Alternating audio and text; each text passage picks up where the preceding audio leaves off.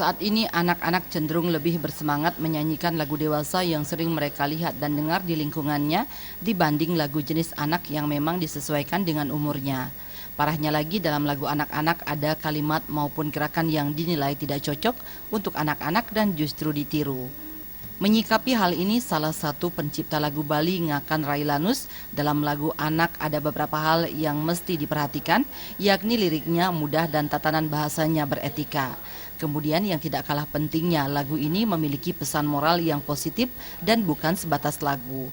Hal senada juga diungkapkan pemerhati sosial Ida Ayu Indra Kondi Santosa, anak ibarat kertas putih dan dia akan meniru apa yang didapat di lingkungan terdekatnya.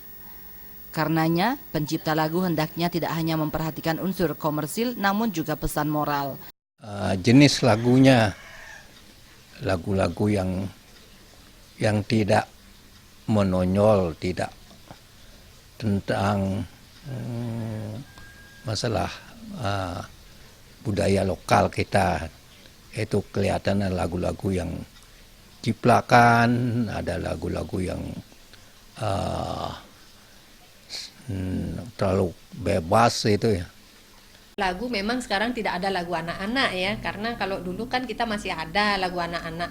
Nah sekarang anak-anak kita sudah lagunya itu dewasa. Di samping itu juga sinetron-sinetron ya, yang maaf ini saya rasa kurang mendidik gitu loh. Sinetron-sinetron yang tidak mendidik ini juga mempengaruhi anak-anak kita. Anak-anak SD sudah tahu pacaran bagaimana ya itu. Nah ini hendaknya juga perlu dievaluasi sekarang.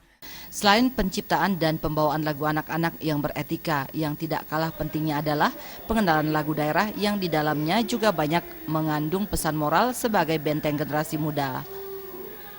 Trimaja dan Saputra, Bali TV.